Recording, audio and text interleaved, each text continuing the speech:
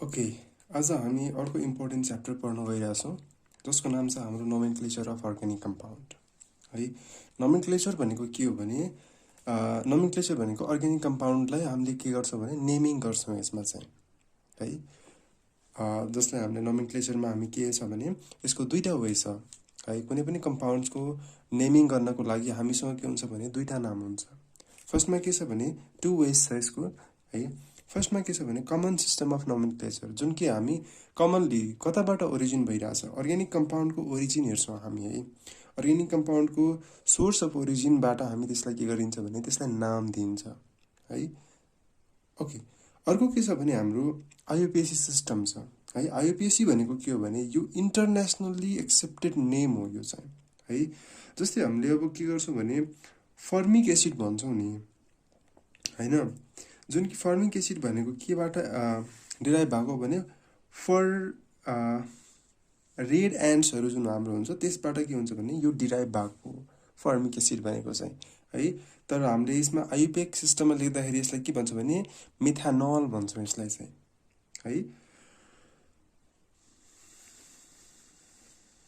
Okay, अब त्यसपछि यसमा के छ भने अब इक्जाम्पल म अहिले लेखिदिन्छु, पहिला बुझौँ के हो भनेको कमन सिस्टम अफ नोमेनक्लेचर भनेको। यसको कमन नेमबाट है, जुन साइन्टिफिक नेम हुँदैन, साइन्टिस्टहरूले आफूले जान्नको लागि आफूलाई के हुन्छ भने जता गए पनि जुनसुकै देशमा गए पनि यदि हामीले आइयुपिएसी नेम भनिदियो भने सबैले बुझ्छन् त्यसपछि है। जुन पनि साइन्टिस्टहरू छन्, जुन पनि यो फिल्डमा छन्, तिनीहरूले के गर्छन् भने यो बुझ्छन् त्यसपछि है, यो कम्पाउन्ड हो भनेर, यो फ्यामिलीको हो भनेर बुझिन्छ त्यसपछि है। ल, यसैमा म इक्जाम्पल दिन्छु कमन सिस्टम अफ नोमेनक्लेचरमा। यसको इक्जाम्पल म यता दिन्छु। त्यसपछि कमन सिस्टम अफ नोमेनक्लेचरमा यसमा के छ भने जस्तै इक्जाम्पलको लागि हेर्ने हो भने इक्जाम्पलको लागि फर्मिक एसिड है। फर्मिक एसिड केबाट डिराइभ भएको भने डिराइभ फ्रम रेड एन्ट्स है। जसमा के भनिन्छ भने फर्मिका भनेको के हो भने एन्ट हो है। यो एउटा चाहिँ नाम नेमिङ गरिन्छ हामीले। त्यस्तै एसिटिक एसिड छ हाम्रो है। एसिटिक एसिडलाई हामीले कहाँबाट आउँछ भने एसिटियमबाट आउँछ, एसिटमबाट डिराइभ भएको भने। अब यसलाई एसिटम भनेको के हो भने भिनेगर हो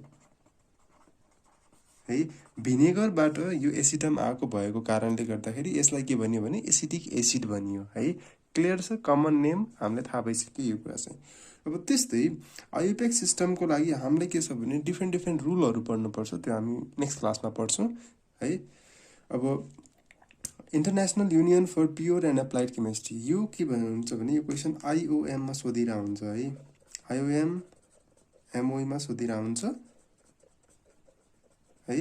यदि साइन्स पढ्दै हुनुहुन्छ भने साइन्स पढ्ने स्टुडेन्टले के गर्नुपर्छ भने यो आइयुपिएसीको फुल फर्म चाहिँ एटलिस्ट याद गरिदिनु होला, किनकि कसैले सोधिहाल्यो भने आइयुपिएसीको फुल फर्म के हो भनेर त्यति बेला हामीलाई भन्न चाहिँ जरुरी हुन्छ है।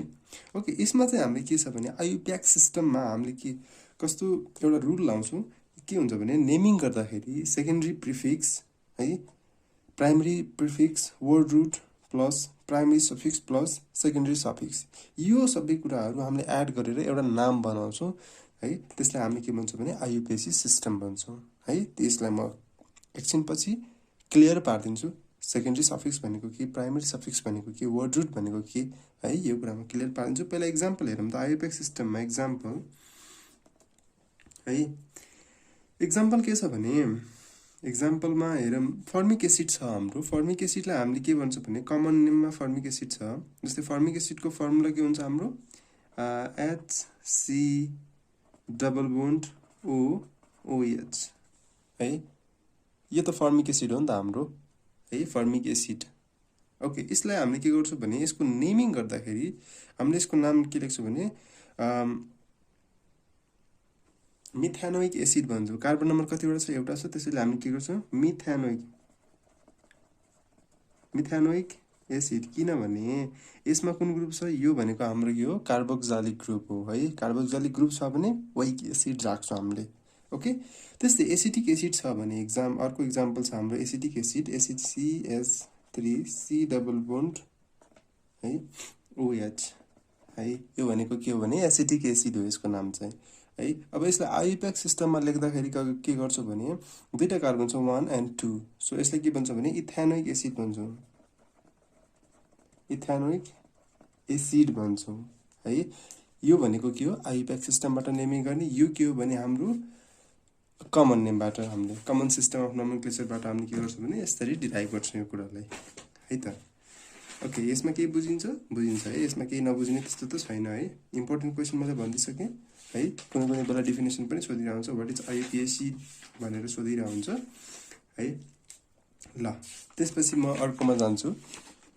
ओके, अब म जान्छु त्यसपछि आइयुप्याक सिस्टममा हामीले के युज गर्छौँ। जस्तै वर्ड रुटमा छ हाम्रो नम्बर फर्स्टमा जाऊँ वर्ड रुट भनेको कस्तोलाई भनिन्छ भने म इक्जाम्पल दिएर बुझाउँछु।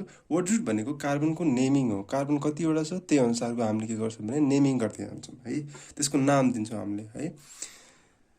अब जस्तै कार्बन फर्स्ट छ भने C1 है, कार्बन एउटा कार्बन छ भने है बुझ्ने, एउटा कार्बन छ भने हामीले के लेख्छौँ मिथ लेख्छौँ, मिथ 2 हेरौँ है 3 4 5 6 7 है 7 8 9 10 11। जनरली सायद यो पढिसक्नु भयो होला क्लास 10 तिर, तैपनि आज हामीले के गर्छौँ भने यसलाई डिटेलमा एक्सप्लेनेसन दिन्छौँ है, डिटेलमा बुझ्छौँ यो कसरी राखिन्छ भनेर। मिथ C1 छ भने मिथ राख्छौँ हामीले, C2 छ भने के राख्छौँ हामीले इथ राख्छौँ है, 3 छ भने के राख्छौँ प्रोप राख्छौँ, ब्युट राख्छौँ, 4 छ भने ब्युट, पेन्ट, हेक्स हेप्ट है। हामीले के गर्छौँ भने हेक्स पछि हाम्रो के आउँछ हेरौँ त, C1 भनेको के मिथ, इथ, प्रोप, ब्युट, पेन्ट, हेक्स, हेप्ट आउँछ हाम्रो, त्यसपछि हेप्ट, अनि त्यसपछि के आउँछ अक्ट आउँछ, त्यसपछि नोन आउँछ, त्यसपछि डेक आउँछ, त्यसपछि हाम्रो अनडेक, त्यसपछि हाम्रो के हुन्छ भने यही अनुसारको बढ्दै जान्छ। हाम्रो वर्ड रुट भनेको के हो भने यसैलाई हामीले के भन्छौँ भने वर्ड रुट भन्छौँ। ओके, कार्बन 1 छ भने मिथाइल ग्रुप भन्छौँ, 2 छ भने इथाइल ग्रुप भन्छौँ है, यही कुराले कन्फ्युजन नहुने। त्यस्तै हाम्रो नम्बर 2 मा रहेको छ, नम्बर 2 मा हाम्रो छ त्यसपछि प्राइमरी सफिक्स,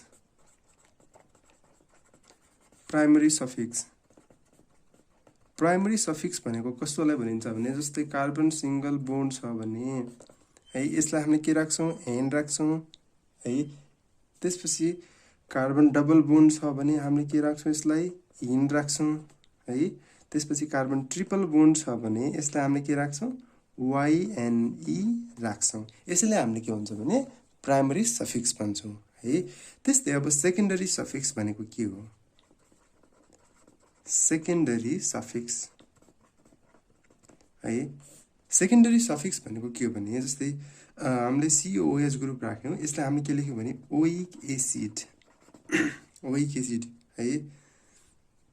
त्यस्तै SO3H राख्यौँ, यसको नेमिङ गर्दाखेरि यदि यसलाई हामीले के भन्छौँ सल्फोनिक एसिड है। यदि यो ग्रुप छ कुनै कम्पाउन्डमा भने त्यसको लास्टमा हामीले के गर्छौँ भने सल्फोनिक एसिड भनेर जोड दिन्छौँ है। त्यस्तै अर्को के छ भने CO छ भने है, यो भनेको एनहाइड्राइड हो खासमा चाहिँ, यसलाई के गर्छौँ ओइक एनहाइड्राइड भन्छौँ यसलाई चाहिँ है।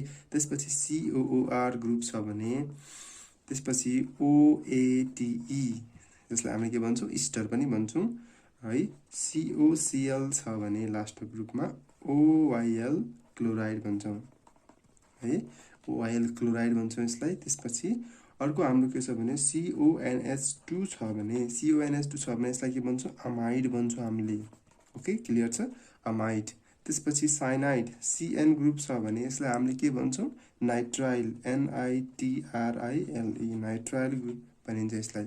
त्यस्तै एनसी छ भने यसलाई हामीले के भन्छौँ भने आइसोनाइट्राइल भन्छौँ अथवा आइसोसाइनाइड भन्छौँ हामीले यसलाई।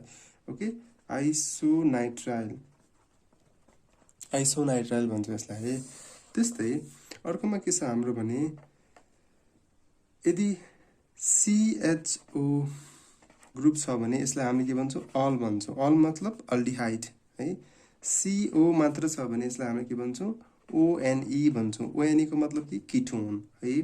OH भनेको त्यसपछि OH ग्रुप छ भने यसलाई हामीले के भन्छौँ ओल भनेको अल्कोहल ग्रुप हो यो है। त्यसपछि SH ग्रुप छ भने थायो ग्रुप भन्छौँ यसलाई, थायो ग्रुप है। त्यसपछि NH2 ग्रुप छ भने यसलाई हामीले के भन्छौँ भने अमाइन भन्छौँ।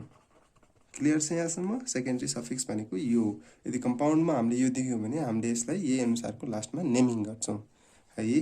प्राइमरी सफिक्समा यदि हाम्रो single bond, double bond, triple bond छ भने हामीले त्यसलाई के गर्छौँ भने NENO यसरी राख्छौँ प्राइमरी सफिक्सको है। त्यसपछि प्राइमरी प्रिफिक्सको कुरा गरौँ यसमा चाहिँ।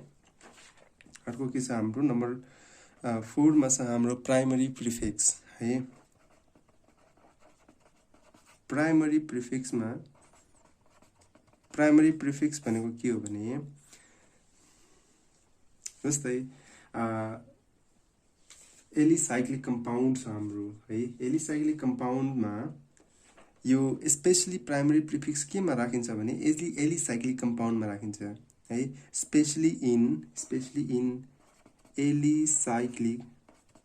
एलिसाइक्लिक कम्पाउन्ड जसमा हामीले प्रिफिक्स के युज गर्छौँ भने है, प्रिफिक्स के युज गर्छौँ भने साइक्लो भनेर युज गरिरहन्छौँ हामीले है। कुनै पनि नेमिङ गर्दाखेरि त्यसलाई हामीले के गर्छौँ भने साइक्लो यो वर्ड युज गरिरहन्छौँ।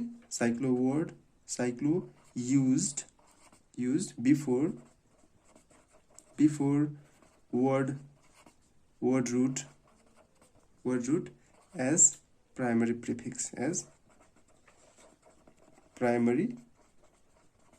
prefix है। यो कन्सेप्ट हामीले युज गरिरहन्छौँ। त्यसपछि सेकेन्डरी प्रिफिक्समा के छ भने ल नम्बर 5 मा छ हाम्रो सेकेन्डरी प्रिफिक्स है। सेकेन्डरी प्रिफिक्स भनेको सेकेन्डरी प्रिफिक्समा हाम्रो के हुन्छ भने जस्तै फ्लोरिन छ भने यसलाई हामीले के राख्छौँ फ्लोरो भन्छौँ हामीले है। फ्लोरो FLURO फ्लोरो। ओके, त्यस्तै क्लोरिन छ भने हाम्रो के राख्छौँ भने क्लोरो। त्यसपछि ब्रोमिन छ भने हामीले के गर्छौँ ब्रोमो राख्छौँ, ब्रोमो। आयोडिन छ भने हामीले के राख्छौँ आयोडो। त्यसपछि हाम्रो अर्को के छ भने नाइट्रो ग्रुप छ भने NO2 ग्रुप छ भने यसलाई के राख्छौँ नाइट्रो भन्छौँ यसलाई है। त्यस्तै NO मात्र छ भने यसलाई नाइट्रोसो भन्छौँ हामीले, नाइट्रोसो भन्छौँ है। त्यसपछि अर्को हाम्रो के छ भने N डबल बोन्ड N छ भने यसलाई हामीले के भन्छौँ भने डाइएजो भन्छौँ,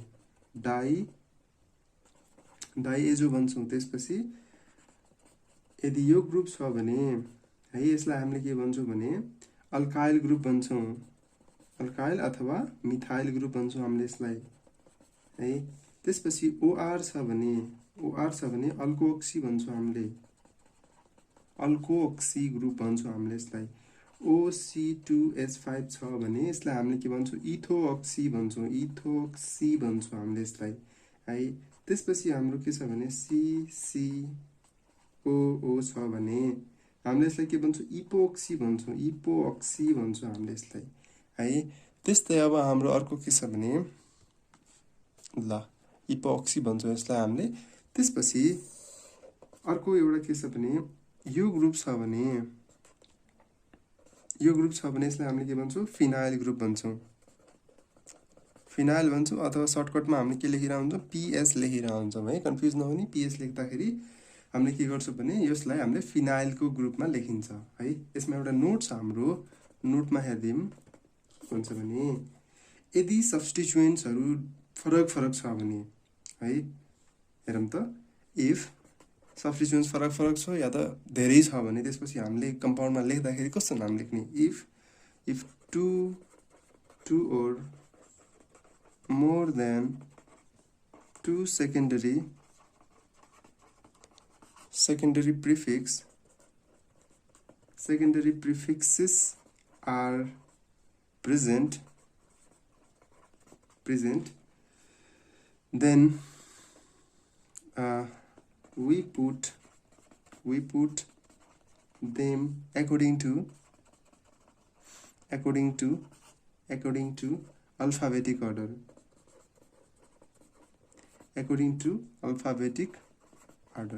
अल्फाबेटिक अर्डर अनुसार हामीले के गर्छौं भने त्यसपछि यसमा पुट गर्दै जान्छौं है।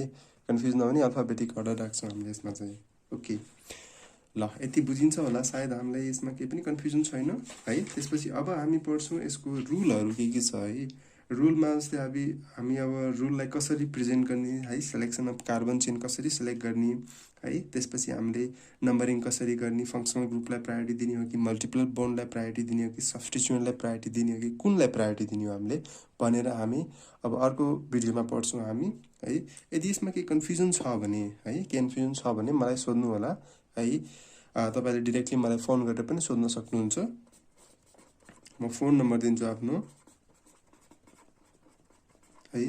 यो फोनमा फोन गरेर मलाई सोध्न सक्नुहुन्छ है।